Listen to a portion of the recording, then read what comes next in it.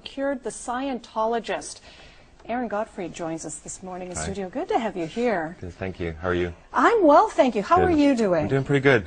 This is Well, a pretty incredible story that you've lived through, and it has to do with bipolar and depression. And I have to admit, when it comes to bipolar affective disorder, I really wasn't too familiar with what that was. And maybe you can explain a little bit in your circumstances how bipolar affected you. For me, it just was, all of a sudden it came out of nowhere. It was kind of like an onslaught. I was a normal teenager, I guess insecure like everyone else, but then, you know, a few things happen, and what happens with bipolar is something triggers it, and it was just coming in. So then, you know, someone dumps you, or you feel insecure, or something happens in your life, and all of a sudden it goes from normal to, it just went to severe depression. All it takes with bipolar is usually some sort of trigger to create some sort of irrational causation further than what a normal person would feel, whether it's mania or even like a mid-level, which is a bit too depressed or a bit too high, or a severe depression.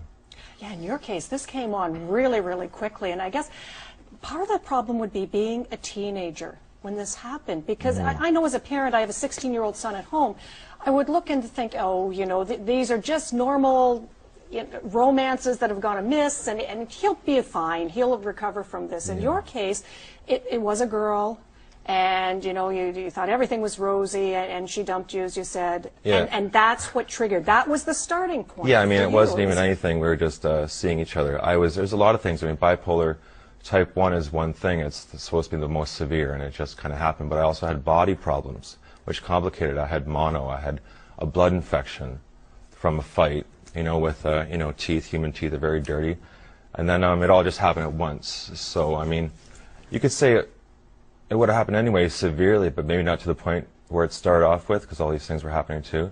So it was a chemical imbalance and a body problem at the time. It's interesting reading in your own words, sort of you looking back at it now and describing how it went, how it all played out.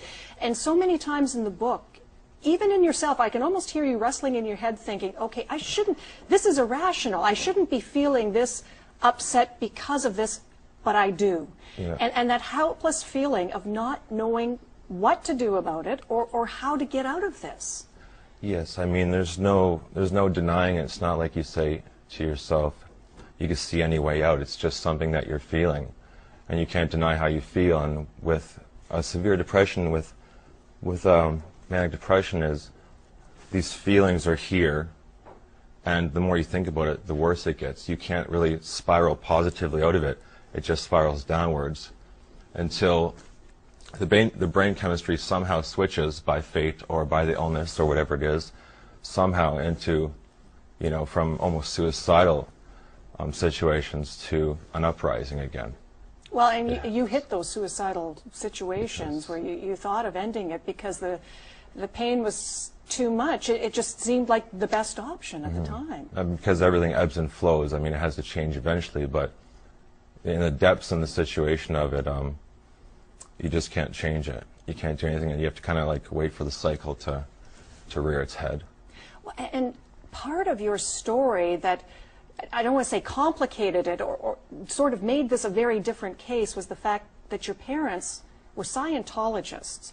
Yeah. And because of this, the idea of medication or helping you with medication didn't seem to be an option for them. They were looking for other treatment methods for you, and you ended up going to a camp, I guess, for lack of a better word. They sent you to this camp to try to help you. Well, my mom was a nurse, so she was aware of medication, and they weren't necessarily against it. The Scientologists that were in the church with them were against it. They wanted to look out for me, what was the best situation for me. And so when I was sick, I became a Scientologist.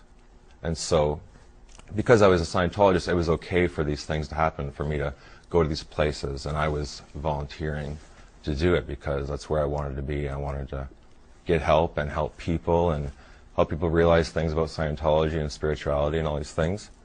So I volunteered to do all these things, but it just didn't turn out to be, it turned out to be more detrimental than instrumental.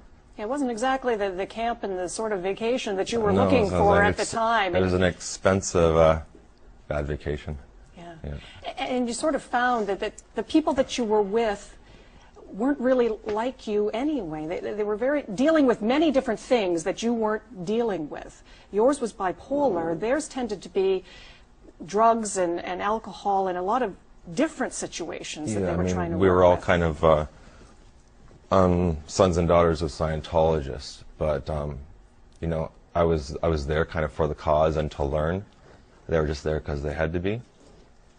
And ultimately, it came down to a psychiatrist that you needed to work through. And I mean, you look wonderful now and extremely healthy, and certainly have made your way around. And that's the positive point to really get across in this, that when you're dealing with depression and when you're dealing with bipolar, there are ways and means by which you can get help and turn things around. Yeah, I mean, that's part of the message of the book, I guess. I mean, mental illness is still a very obscure thing. It's sent into, you know, this void.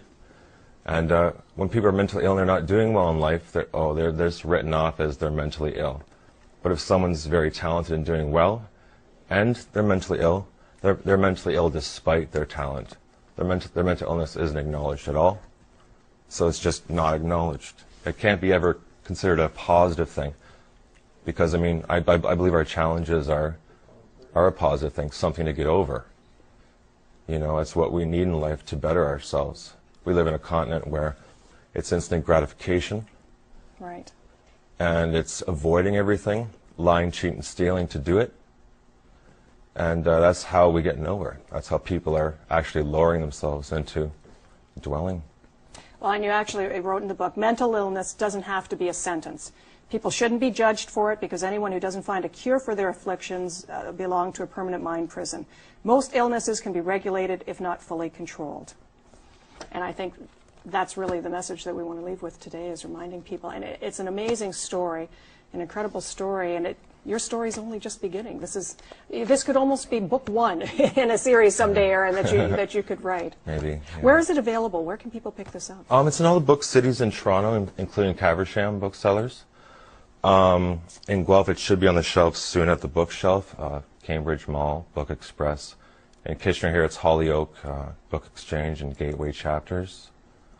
And there's your website as well that people can go to and get more information on it. Possibly more to come. I'm kind of looking for some funding right now. It's kind of hard to find publishers, and considering who will publish it, it's kind of controversial. And I'm looking for funding or a grant, but for some reason they just seem to give money to people who are already published or need research money. I don't know what that means. I have other book ideas. I don't need money for research, but or groups of people that are looking to do things. But I just want to be able to afford some more books because it costs money, and the consignment rate from the bookstores doesn't give me enough money to buy more books, even though it's starting to sell right now. Well, and there you go. You can go onto the website to find out more, and certainly pick up the Psychiatrist who cured the Scientologist. Thank you. Great to have you here. Nice to meet you, Aaron. Thank you very much. We're back with more in a moment. Stay with us.